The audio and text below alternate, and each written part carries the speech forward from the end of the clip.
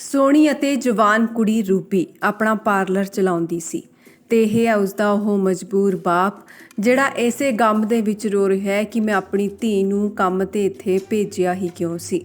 ਦਰਅਸਲ ਬੀਤੇ ਦਿਨ ਰੂਬੀ ਦੀ ਜਾਨ ਲੈ ਲਈ ਗਈ ਅਤੇ ਜਾਨ ਲੈਣ ਵਾਲਾ ਕੋਈ ਹੋਰ ਨਹੀਂ ਸਗੋਂ ਉਹ ਦਰਿੰਦਾ ਵਿਅਕਤੀ ਸੀ ਜਿਸ ਤੋਂ ਰੂਬੀ ਡਰਦੀ ਸੀ।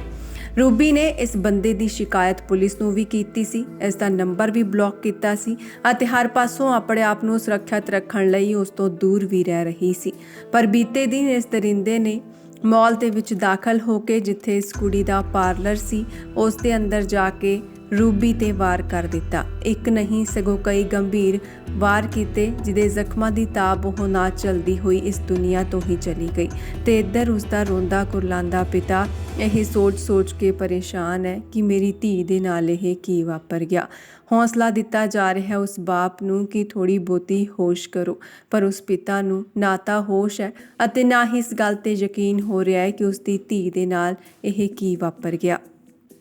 ਹਾਲਾਂਕਿ ਰੂਬੀ ਅਤੇ ਉਹ ਸ਼ਖਸ ਦਰਿੰਦਾ ਸੁਖਦੀਪ ਇੱਕ ਦੂਸਰੇ ਨੂੰ ਪਹਿਲਾਂ ਤੋਂ ਜਾਣਦੇ ਸੀ, ਪਰ ਜਦੋਂ ਇਸ ਦੀਆਂ ਹਰਕਤਾਂ ਦਾ ਪਤਾ ਲੱਗਦਾ ਗਿਆ ਰੂਬੀ ਨੂੰ ਤਾਂ ਉਸਨੇ ਸੁਖਦੀਪ ਤੋਂ ਦੂਰੀ ਬਣਾਉਣੀ ਸ਼ੁਰੂ ਕਰ ਦਿੱਤੀ ਸੀ। ਉਸ ਦੇ ਬਾਵਜੂਦ ਵੀ ਉਸਨੇ ਰੂਬੀ ਦਾ ਪਿੱਛਾ ਨਹੀਂ ਛੱਡਿਆ ਅਤੇ ਹੁਣ ਉਸਦੀ ਜਾਨ ਹੀ ਲੈ ਲਈ।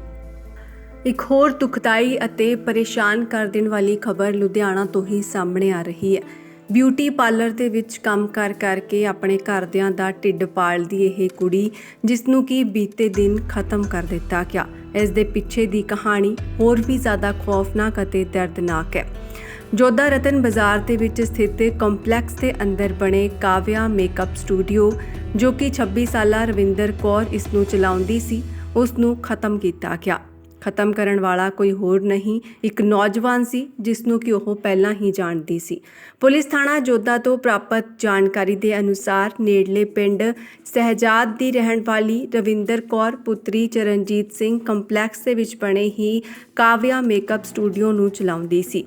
ਉਸ ਦੀ ਆਪਣੇ ਕਿਸੇ ਮਿੱਤਰ ਦੋਸਤ ਦੇ ਨਾਲ ਤਕਰਾਰ ਚੱਲ ਰਹੀ ਸੀ। ਇਸ ਦੀ ਸੂਚਨਾ ਰਵਿੰਦਰ ਕੌਰ ਨੇ ਪੁਲਿਸ ਨੂੰ ਵੀ ਦਿੱਤੀ ਸੀ।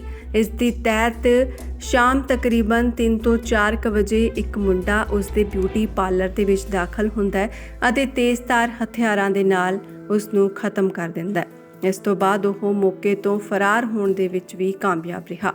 ਘਟਨਾ ਸਥਾਨ ਤੇ ਜਸ਼ਨਦੀਪ ਸਿੰਘ ਗਿੱਲ, ਡੀਐਸਪੀ ਦਾਖਾ ਦਵਿੰਦਰ ਸਿੰਘ, ਥਾਣਾ ਮੁਖੀ ਜੋਧਾ ਅਤੇ ਲਖਵੀਰ ਸਿੰਘ ਏਐਸਆਈ ਨੇ ਪਹੁੰਚ ਕੇ ਕੰਪਲੈਕਸ ਦੇ ਅੰਦਰ ਅਤੇ ਆਲੇ ਦੁਆਲੇ ਲੋਕਾਂ ਤੋਂ ਪੁੱਛਗਿੱਛ ਕਰਨੀ ਸ਼ੁਰੂ ਕਰ ਦਿੱਤੀ ਹੈ। ਇਸ ਮੌਕੇ ਤੇ ਜਦੋਂ ਪਿਤਾ ਨੂੰ ਪਤਾ ਲੱਗਿਆ ਕਿ ਉਸ ਦੀ ਧੀ ਦੇ ਨਾਲ ਕੀ ਹਸ਼ਰ ਕੀਤਾ ਗਿਆ ਤਾਂ ਉਹ ਆਪਣੇ ਹੰਝੂ ਨਹੀਂ ਰੋਕ ਪਾਏ। ਲੋਕ ਉਹਨਾਂ ਨੂੰ ਦਿਲਾਸਾ ਦਿੰਦੇ ਨਜ਼ਰ ਆਏ ਪਰ ਉਹਨਾਂ ਦੇ ਹੰਝੂ ਨਹੀਂ ਰੁਕ ਰਹੇ ਸਨ। ਦੱਸ ਦੇ ਕਿ ਇਸ ਨੌਜਵਾਨ ਦੀ ਤਸਵੀਰ ਅਸੀਂ ਤੁਹਾਨੂੰ ਦਿਖਾ ਰਹੇ ਹਾਂ। ਉਹ ਕਾਤਿਲ ਦਰਿੰਦਾ ਜਿਸ ਨੇ ਕਿ ਕਿਸੇ ਦੇ ਘਰ ਦੀਆਂ ਖੁਸ਼ੀਆਂ ਤਬਾਹ ਕਰ ਦਿੱਤੀਆਂ। ਆਪਣੇ ਸਰਫਿਰੇ ਹੋਣ ਦੇ ਕਰਕੇ ਹੀ ਉਸਨੇ ਕਿਸੇ ਨੂੰ ਖਤਮ ਕਰ ਦਿੱਤਾ। ਬਿਊਟੀ ਪਾਰਲਰ ਦੇ ਵਿੱਚ ਦਾਖਲ ਹੋ ਕੇ ਇਸ ਮੁੰਡੇ ਨੇ ਹੀ ਚਾਕੂਆਂ ਦੇ ਨਾਲ ਵਾਰ ਕੀਤਾ ਅਤੇ ਆਪਣੀ ਉਸ ਦੋਸਤ ਨੂੰ ਖਤਮ ਕੀਤਾ। ਲੋਕਾਂ ਨੇ ਇਸ ਗੱਲ ਦੀ ਸੂਚਨਾ ਪੁਲਿਸ ਨੂੰ ਦਿੱਤੀ ਤਾਂ ਪੁਲਿਸ ਸੂਚਨਾ ਮਿਲਦੇ ਹੀ ਜੋਧਾ ਪੁਲਿਸ ਮੌਕੇ ਤੇ ਪਹੁੰਚ ਗਈ ਸੀ। ਉਹਨਾਂ ਨੇ ਮ੍ਰਿਤਕ ਰਵਿੰਦਰ ਕੌਰ ਉਰਫ ਰੂਬੀ ਦੀ ਮ੍ਰਿਤਕ ਦੇਹ ਨੂੰ ਕਬਜ਼ੇ ਦੇ ਵਿੱਚ ਲਿਆ ਅਤੇ ਅਗਲੀ ਕਾਰਵਾਈ ਦਾ ਭਰੋਸਾ ਦਿੰਦੇ ਹੋਏ ਉਸ ਨੂੰ ਆਪਣੇ ਕੋਲ ਰੱਖ ਲਿਆ ਗਿਆ। ਦੱਸ ਦਈਏ ਕਿ ਪੁਲਿਸ ਨੇ ਦੋਸ਼ੀ ਸੁਖਦੀਪ ਸਿੰਘ ਖਿਲਾਫ ਇਹ ਸਾਰਾ ਮਾਮਲਾ ਦਰਜ ਕੀਤਾ ਅਤੇ ਜਾਂਚ ਪੜਤਾਲ ਸ਼ੁਰੂ ਕਰ ਦਿੱਤੀ ਹੈ। ਰਵਿੰਦਰ ਕੌਰ ਕਰਤਾਰ ਕੰਪਲੈਕਸ ਦੇ ਵਿੱਚ ਬਣੇ ਬਿਊਟੀ ਪਾਰਲਰ ਦੇ ਵਿੱਚ ਕੰਮ ਕਰਦੀ ਸੀ। ਉਹ ਸ਼ੁੱਕਰਵਾਰ ਨੂੰ ਕੰਮ ਤੇ ਗਈ ਸੀ ਅਤੇ ਸ਼ਾਮ ਕਰੀਬ 4:30 ਵਜੇ ਜਦੋਂ ਉਹ ਪਾਰਲਰ ਦੇ ਵਿੱਚ ਕੰਮ ਕਰ ਰਹੀ ਸੀ ਤਾਂ ਮੁਲਜ਼ਮ ਸੁਖਦੀਪ ਪਾਰਲਰ ਦੇ ਵਿੱਚ ਜਬਰਨ ਦਾਖਲ ਹੁੰਦਾ ਹੈ। ਉਸਨੇ ਆਉਂਦਿਆਂ ਹੀ ਰਵਿੰਦਰ ਤੇ ਇੱਕ ਤੋਂ ਬਾਅਦ ਇੱਕ ਚਾਕੂਆਂ ਦੇ ਨਾਲ ਵਾਰ ਕਰਨੇ ਸ਼ੁਰੂ ਕਰ ਦਿੱਤੇ। ਉਸ ਦੀ ਗਰਦਨ, ਪੇਟ ਅਤੇ ਬਾਕੀ ਸਰੀਰ ਦੇ ਕਈ ਹਿੱਸਿਆਂ ਤੇ ਚਿਹਰੇ ਸਮੇਤ ਗੰਭੀਰ ਜ਼ਖਮ ਕੀਤੇ। ਇਸ ਦੌਰਾਨ ਪਾਰਲਰ ਦਾ ਸਟਾਫ ਅੰਦਰ ਲੁਕ ਗਿਆ। ਵਾਰਦਾਤ ਨੂੰ ਅੰਜਾਮ ਦੇਣ ਤੋਂ ਬਾਅਦ ਦੋਸ਼ੀ ਮੌਕੇ ਤੋਂ ਫਰਾਰ ਹੋ ਗਿਆ ਜਿਸ ਤੋਂ ਬਾਅਦ ਪੁਲਿਸ ਨੂੰ ਸੂਚਨਾ ਦਿੱਤੀ ਗਈ। ਇਸ ਮਾਮਲੇ ਦੇ ਵਿੱਚ ਪੁਲਿਸ ਨੇ ਸੀਸੀਟੀਵੀ ਕੈਮਰਿਆਂ ਦੀ ਫੁਟੇਜ ਖੰਗਾਲੀ ਹੈ ਜਿਸ ਦੇ ਆਧਾਰ ਤੇ ਦੋਸ਼ੀ ਦਾ ਨਾਮ ਲਿਆ ਗਿਆ। ਉਸ ਦੀ ਵੀ ਭਾਲ ਜਾਰੀ ਹੈ।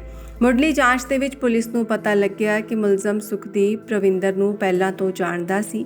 ਉਹ ਕੁਝ ਮਹੀਨੇ ਪਹਿਲਾਂ ਹੀ ਦੋਸਤ ਬਣੇ ਸਨ ਅਤੇ ਅਕਸਰ ਫੋਨ ਤੇ ਗੱਲ ਕਰਿਆ ਕਰਦੇ ਸੀ।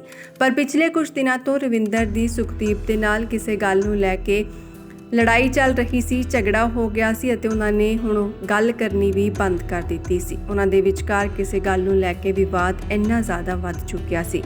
ਉਸ ਤੋਂ ਹੀ ਪਰੇਸ਼ਾਨ ਰਵਿੰਦਰ ਨੇ ਉਸ ਦਾ ਫੋਨ ਚੁੱਕਣਾ ਤੱਕ ਬੰਦ ਕੀਤਾ। ਜਦੋਂ ਮੁਲਜ਼ਮ ਨੇ ਉਸ ਨੂੰ ਹੋਰ ਤੰਗ ਕੀਤਾ ਤਾਂ ਉਸਨੇ ਇਸ ਦੀ ਸ਼ਿਕਾਇਤ ਪੁਲਿਸ ਵਾਲਿਆਂ ਨੂੰ ਵੀ ਦਿੱਤੀ ਸੀ, ਪਰ ਫਿਰ ਵੀ ਇਸ ਕੁੜੀ ਦੀ ਜਾਨ ਨਹੀਂ ਬਚ ਸਕੀ।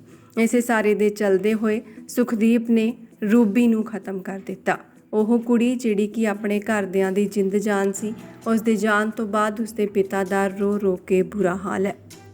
ਇਸ ਸਾਰੇ ਮਾਮਲੇ ਤੇ ਜਦੋਂ ਪੁਲਿਸ ਵਾਲਿਆਂ ਦੇ ਨਾਲ ਗੱਲਬਾਤ ਕੀਤੀ ਗਈ ਤਾਂ ਉਹਨਾਂ ਦੱਸਿਆ ਕਿ ਮੁੱਢਲੀ ਜਾਂਚ ਦੇ ਵਿੱਚ ਇਹੀ ਸਾਹਮਣੇ ਆਇਆ ਕਿ ਇਹ ਸਿਰਫਿਰਾ ਮੁੰਡਾ ਉਸ ਕੁੜੀ ਨੂੰ ਤੰਗ ਪਰੇਸ਼ਾਨ ਕਰ ਰਿਹਾ ਸੀ, ਉਸ ਦੇ ਨਾਲ ਜ਼ਬਰਦਸਤੀ ਵਿਆਹ ਕਰਵਾਉਣ ਦੀ ਗੱਲ ਕਹਿੰਦਾ ਸੀ ਅਤੇ ਇਸੇ ਦੇ ਚਲਦੇ ਇਸਨੇ ਰੂਬੀ ਨੂੰ ਖਤਮ ਕਰ ਦਿੱਤਾ। ਜੇਕਰ ਤੁਸੀਂ ਇਸ ਪੂਰੀ ਗੱਲ ਨੂੰ ਧਿਆਨ ਦੇ ਨਾਲ ਦੇਖੋ ਅਤੇ ਸਮਝੋ ਤਾਂ ਤੁਹਾਨੂੰ ਪਤਾ ਲੱਗੇਗਾ ਕਿ ਸਮਾਜ ਦੇ ਵਿੱਚ ਇਹ ਸਾਰੀਆਂ ਚੀਜ਼ਾਂ ਕਿਵੇਂ ਵਿਚਰਦੀਆਂ ਨੇ। ਜੇਕਰ ਉਸ ਕੁੜੀ ਦਾ ਵਿਆਹ ਅਜਿਹੇ ਮੁੰਡੇ ਦੇ ਨਾਲ ਹੋ ਜਾਂਦਾ ਤਾਂ ਉਸਨੇ ਕਿੰਨੀ ਹੀ ਦਰਿੰਦਗੀ ਦਾ ਸ਼ਿਕਾਰ ਹੋਣਾ ਸੀ। ਫਿਲਹਾਲ ਉਸ ਤੋਂ ਪਹਿਲਾਂ ਹੀ ਉਸਨੇ ਉਹ ਕਰ ਦਿਖਾਇਆ ਜਿਹੜੀਆਂ ਗੱਲਾਂ ਤੋਂ ਡਰਦੀ ਹੋਈ ਰੂਬੀ ਇਸ ਮੁੰਡੇ ਦੇ ਨਾਲ ਵਿਆਹ ਨਹੀਂ ਕਰਵਾਉਣਾ ਚਾਹੁੰਦੀ ਸੀ। ਸੁਖਦੀਪ ਵਰਗੇ ਮੁੰਡੇ ਹੀ ਹੁੰਦੇ ਨੇ ਜਿਸ ਕਰਕੇ ਪਿਆਰ ਨੂੰ ਕੋਈ ਪਿਆਰ ਦੀ ਨਜ਼ਰ ਨਾਲ ਦੇਖਣਾ ਹੀ ਨਹੀਂ ਚਾਹੁੰਦਾ। ਪਿਆਰ ਨੂੰ ਹੁਣ ਵਪਾਰ ਸਮਝਿਆ ਜਾਣ ਲੱਗ ਪਿਆ ਅਤੇ ਹਰ ਕੋਈ ਆਪਣੀ ਮਰਜ਼ੀ ਅਤੇ ਜ਼ਰੂਰਤ ਦੇ ਅਨੁਸਾਰ ਇਸ ਨੂੰ ਵਰਤ ਰਿਹਾ ਹੈ। ਪਿਆਰ ਦਾ ਮਕਸਦ ਕਦੇ ਵੀ ਕਿਸੇ ਦੀ ਜ਼ਿੰਦਗੀ ਲੈਣਾ ਨਹੀਂ ਹੁੰਦਾ, ਸਗੋਂ ਪਿਆਰ ਦਾ ਮਤਲਬ ਤਾਂ ਦੂਸਰੇ ਨੂੰ ਖੁਸ਼ੀਆਂ ਅਤੇ ਸਿਰਫ ਖੁਸ਼ੀਆਂ ਦੇਣਾ ਹੀ ਹੁੰਦਾ ਹੈ। ਜੇਕਰ ਕੋਈ ਅਜਿਹੀਆਂ ਹਰਕਤਾਂ ਕਰਕੇ ਕਹਿੰਦਾ ਹੈ ਕਿ ਮੈਂ ਪਿਆਰ ਕਰਦਾ ਸੀ ਤਾਂ ਉਹ ਬਿਲਕੁਲ ਵੀ ਸਹੀ ਨਹੀਂ ਬੋਲ ਰਿਹਾ। ਦੱਸ ਦਈਏ ਕਿ ਰੂਬੀ ਦੇ ਨਾਲ ਜਦੋਂ ਇਹ ਸਾਰੀ ਵਾਰਦਾਤ ਹੋਈ ਉਸ ਸਮੇਂ 3 ਤੋਂ 4 ਵਜੇ ਦਾ ਸਮਾਂ ਸੀ ਅਤੇ ਉੱਥੇ ਕੋਈ ਹੋਰ ਮੌਜੂਦ ਸੀ ਜਾਂ ਫਿਰ ਨਹੀਂ, ਇਸ ਸੰਬੰਧੀ ਜਾਣਕਾਰੀ ਹਾਸਿਲ ਕੀਤੀ ਜਾ ਰਹੀ ਹੈ। ਤੁਸੀਂ ਇਸ ਦੀਆਂ ਤਸਵੀਰਾਂ ਦੇ ਵਿੱਚ ਦੇਖ ਸਕਦੇ ਹੋ ਕਿ ਇਹ ਸ਼ਾਂਤ ਨਹੀਂ ਸਗੋਂ ਭੀੜ-ਭਾੜ ਵਾਲਾ ਇਲਾਕਾ ਹੈ ਅਤੇ ਇੱਥੇ ਇੱਕ ਨਹੀਂ ਕਾਫੀ ਜ਼ਿਆਦਾ ਲੋਕ ਇੱਕੋ ਸਮੇਂ ਤੇ ਮੌਜੂਦ ਹੁੰਦੇ ਨੇ। ਨਾ ਸਿਰਫ ਅੰਦਰ ਸਗੋਂ ਬਾਹਰ ਸੜਕ ਤੇ ਵੀ ਕਈ ਇਹਦੀ ਜਾਣਕਾਰੀ ਇਹ ਹੈ ਜੀ, ਇਹ ਲੜਕੀ ਦੇ ਬਾਪ ਦਾ ਨਾਮ ਚਰਨਜੀਤ ਸਿੰਘ ਹੈ। ਇਹ ਸ਼ਹਿਜਾਦ ਪਿੰਡ ਦੇ ਰਹਿਣ ਵਾਲੇ।